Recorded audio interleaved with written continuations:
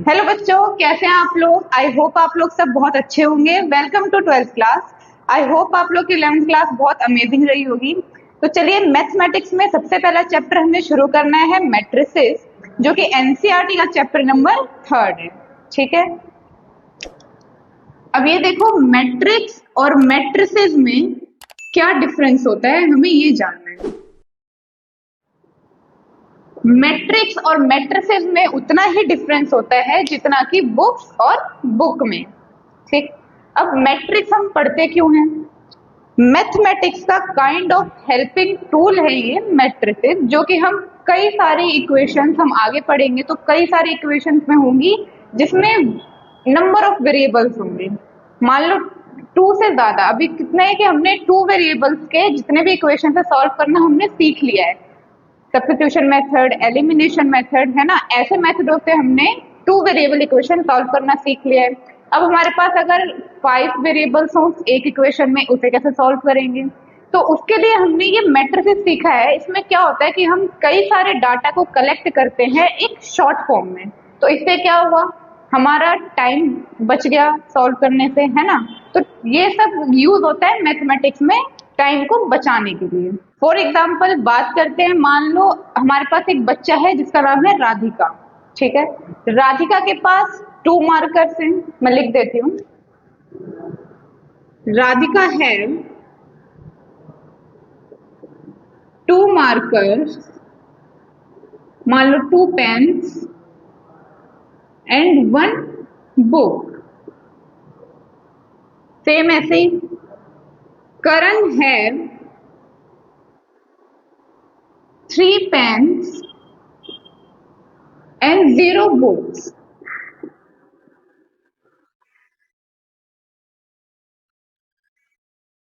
मान लो श्याम है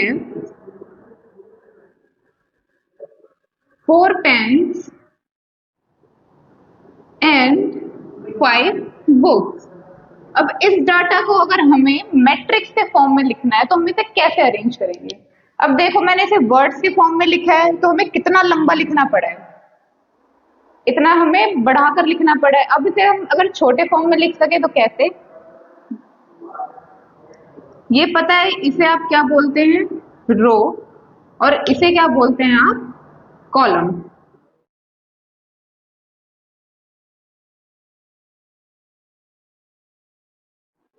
गलत हो गई, रो एंड कॉलम्स। किसी भी डाटा को रो और कॉलम्स के फॉर्म में अरेंज करके लिखने को ही हम उसे मैट्रिक्स बोलते हैं। ठीक है, सबसे पहले तो मैट्रिक्स को लिखते हैं हम एक बॉक्स में, ब्रैकेट कहते हैं जिसे। अब हम बता देते हैं कि नंबर ऑफ जो रोज चलेंगी हमारी, उसमें हम क्या लिखेंगे, डाटा का नेम, बच्चों के नाम लिखे जाएंगे इसमें। और जो हमारी नंबर ऑफ कॉलम्स चलेंगी उसमें हम क्या लिखेंगे, number of pen and books. जैसे कि सबसे पहला नाम क्या था हमारे पास, राधिका। दूसरा नाम क्या था हमारे पास, Karan. And third name, Shyam. अब जो हमें पेन्स और बुक का डाटा लिखना है, सबसे पहले या तो आप पेन्स लिख लो, ये हम किस में लिख रहे हैं, कॉलम्स में, या तो आप बुक्स लिख लो।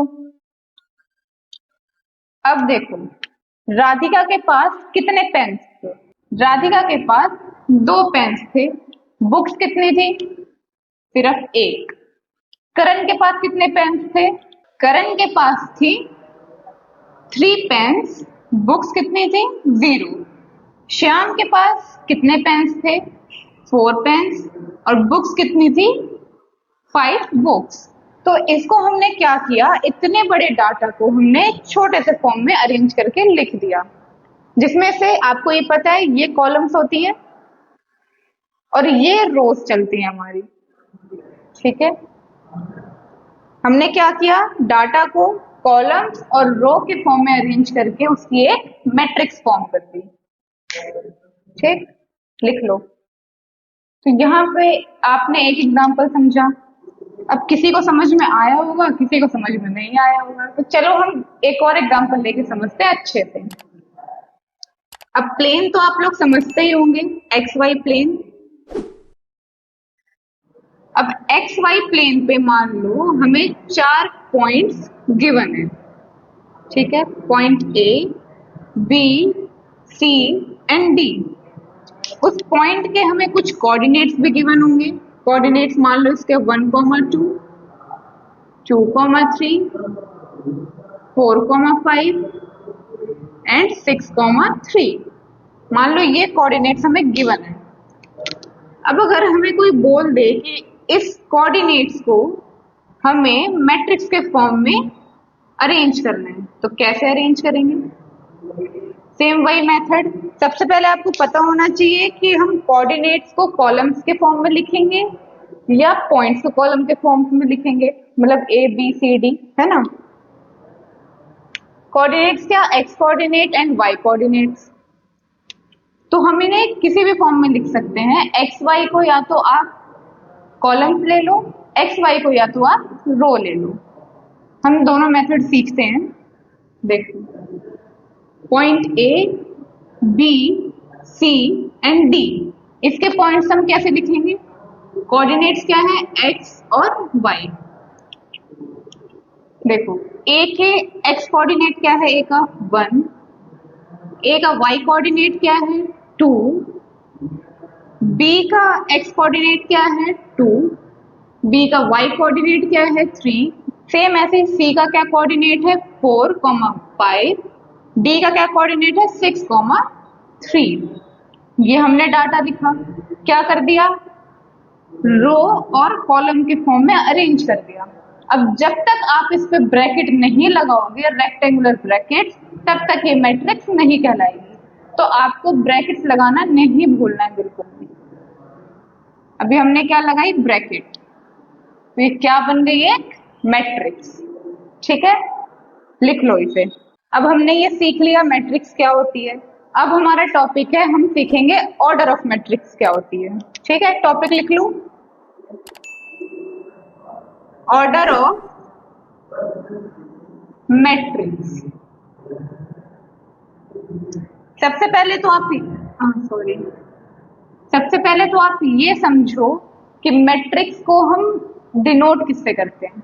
कोई भी कैपिटल लेटर ये प्रेजेंट करता है कि हम एक मैट्रिक्स की बात कर रहे हैं। मैट्रिक्स के चैप्टर में ऐसा नहीं, आप किसी भी चैप्टर में कैपिटल लेटर को मैट्रिक्स समझेंगे। ठीक है, अब इसके अंदर बॉक्स में क्या होता है? डाटा होता है। उस डाटा को हम क्या बोलते हैं? एलिमेंट्स। कोई एलिमेंट होगा, अब उस एलिमेंट को हमें रिप्रेजेंट करना है स्मॉल लेटर से। इसके नीचे हम लिखते हैं आई जे। अब आप सोच रहे होंगे आई जे क्या होते हैं? आई और जे होता है जो कि रिप्रेजेंट करता है किस रो का और किस कॉलम का ये एलिमेंट है।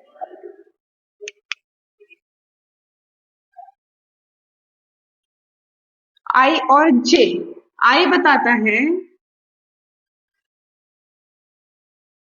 नंबर ऑफ रो एंड जे बताता है नंबर ऑफ कॉलम्स। ठीक है, ये क्या है? रिप्रेजेंट करने का तरीका है मैट्रिक्स को। अब इसकी जनरल फॉर्म देखते हैं मैट्रिक्स की।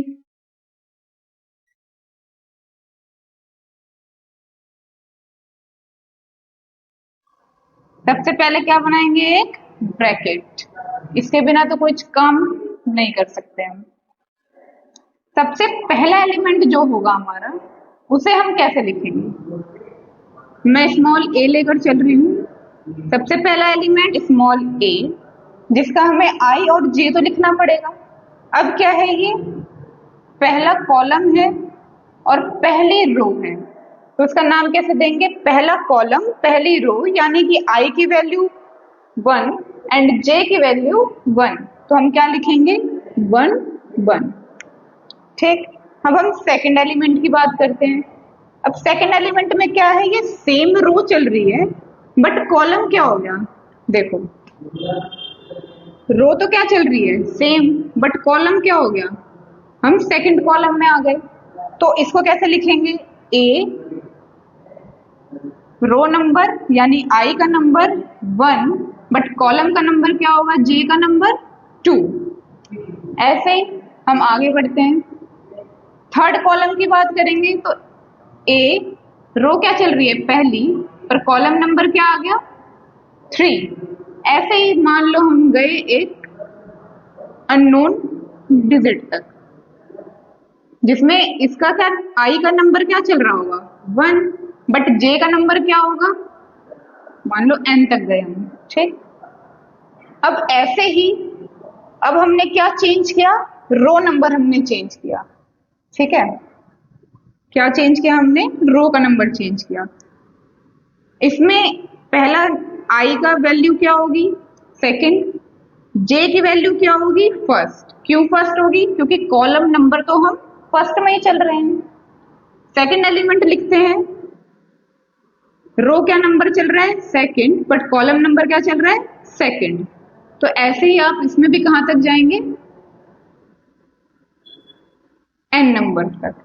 अब आप ये नहीं कर सकते कि आपने सिर्फ इसमें एन नंबर एलिमेंट लिख दिए और इस वाले में एन की जगह n+1 पे चले गए आप, नहीं। जैसे कि किसी भी मैट्रिक्स में आप अब आप ये ऐसा नहीं कर सकते कि यहाँ आप कोई एलिमेंट ही नहीं लिखेंगे। जो नंबर ऑफ कॉलम्स चल रही हैं उतनी नंबर ऑफ कॉलम्स चलनी चाहिए। ठीक है, वरना ये बहुत गलत होगा। तो ये कोई मैट्रिक्स नहीं होती। ठीक, अब ऐसे ही आपने कितने रोज चेंज किए, मान लो m नंबर ऑफ रो आपने चेंज किए पहले कॉलम में, और ये ऐसे आगे तक जाएगा। अब जो लास्ट एलिमेंट होगा हमारा वो हम कैसे लिखेंगे, लास्ट वाला एलिमेंट लास्ट रो में होगा, तो यानी रो का नंबर क्या आएगा m। ठीक, और जो लास्ट एलिमेंट उसका लास्ट कॉलम में होगा तो कॉलम का नंबर क्या आएगा n। जो इसका नाम होगा, जो इसका नंबर होगा वो होगा mn। ठीक है, अब इसी में हम सीखते हैं, जो हमने टॉपिक लिखा है ऑर्डर ऑफ मैट्रिक्स। ऑर्डर क्या होता है, ऑर्डर ऑफ मैट्रिक्स होती है m इंटू n। अब m इंटू n क्या होता है, m मतलब नंबर ऑफ रो, n मतलब नंबर ऑफ कॉलम्स। अब आप इसमें ये नहीं कर सकते कि m को नंबर ऑफ कॉलम्स ले लें, नहीं। सबसे पहले क्या लिखेंगे, रो का नंबर, एंड नेक्स्ट क्या लिखेंगे, कॉलम का नंबर। इसे आप नोट कर लो।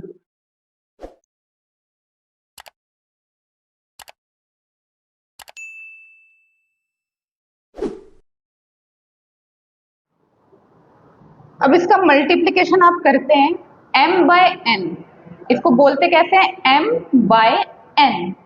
ठीक है, रो इंटू कॉलम्स। अब इसका मल्टीप्लिकेशन करने के बाद जो वैल्यू आती है वो बताती है कि मैट्रिक्स में कितने एलिमेंट्स हैं। ठीक, इसको मल्टीप्लाई करके क्या वैल्यू आएगी, m इंटू n, mn। तो mn एलिमेंट्स होंगे इस जनरल मैट्रिक्स के अंदर। ठीक, अब इसका एक एग्जांपल ले लेते हैं, कहाँ लिखूं, इसका एग्जांपल है, मान लो 4 5 6। अब ये एक हमारे पास मैट्रिक्स है, इसका ऑर्डर हम लिखना सीखते हैं। सबसे पहले तो आपको पता है इसमें कितने एलिमेंट्स हैं, 6 एलिमेंट्स हैं। नंबर ऑफ रोज कितनी होगी, मैंने आपको बताया है, ये नंबर ऑफ रो चलती हैं ऐसे, एंड कॉलम्स ऐसे। ठीक है, तो नंबर ऑफ रो कितनी होगी 1 2 3। तो नंबर ऑफ रो कितना हो गया 3। मैट्रिक्स से क्या नीचे लिखते हैं, यहाँ पे हम ऑर्डर को नीचे लिखते हैं साइड में। कितने रो हो गए हमारे पास 3। अब हमारे पास कॉलम्स कितने हैं, कॉलम्स, तो by 2, 3 by 2 is the order of this matrix. इसमें एलिमेंट्स कितने, 3 into 2 equal to 6। हमने अभी काउंट किया था इस मैट्रिक्स में एलिमेंट्स कितने, 6। तो ऐसे हम फाइंड करते हैं number of elements in matrix. ठीक है, तो आज हमने क्या सीखा, आज हमने सीखा मैट्रिक्स होती क्या है, उसका यूज क्या है, और हम इसको लिखते कैसे हैं, इसको प्रेजेंट कैसे करते हैं। ठीक, अब नेक्स्ट क्लास में हम बात करेंगे कितने टाइप्स ऑफ मैट्रिक्स होते हैं।